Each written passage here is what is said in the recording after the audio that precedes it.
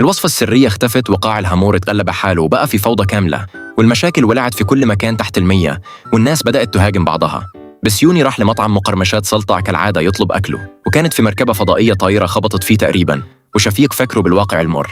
مفيش برجر سلطع خلاص. في الوقت ده سبونج بوب وشمشون جوه الفقاعة شايفين قاع الهامور وهو بيتحول لخراب. سبونج بوب صمم يرجع الوصفة المسروقة وعمل تحالف مؤقت مع شمشون، وفرقعوا الفقاعة ونزلوا بسرعة على الأرض.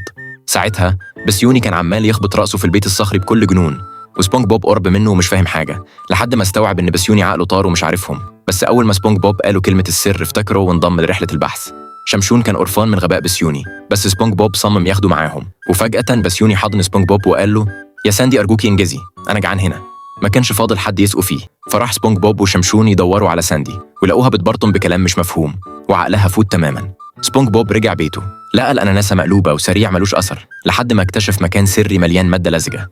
دخل يستكشف ولقى سريع قاعد فوق منصة عالية، وباقي القواقع بيعظموه ويسمعوا كلامه كأنه القائد.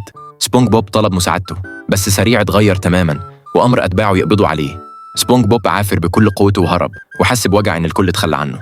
المطعم بدأ يتدمر، وسبونج بوب كان يائس، فاستغل شمشون الفرصة وتسلل جوه مخه وهو نايم عشان يسرق الوصفة، بس لقى المكان مليان سكر وحلاوة تجيب الغثيان، فهرب مشوش. سبونج بوب صحي وفهم إن شمشون مش بيثق فيه، فبدأ يقنعه بالعمل الجماعي لحد ما شمشون اقتنع، وجهزوا نفسهم يسافروا عبر الزمن لإنقاذ قاع الهامور. وعشان ما عندهمش آلة زمن، والآلة محتاجة قوة حسابية جبارة، كان لازم يستعينوا بكارين زوجة شمشون.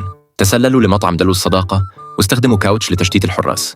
سبونج بوب داس على شمشون بالغط ومططه، فشاله ودخل بيه المبنى.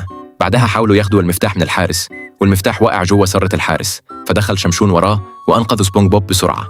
الدوشة صحت بسيوني، فسبونج بوب حكى له حدوته ونيمه تاني. في النهاية وصلوا لكارين، وبما إن صعب يخرجوها كاملة، سبونج بوب أخذ رأس كارين بس ومشوا.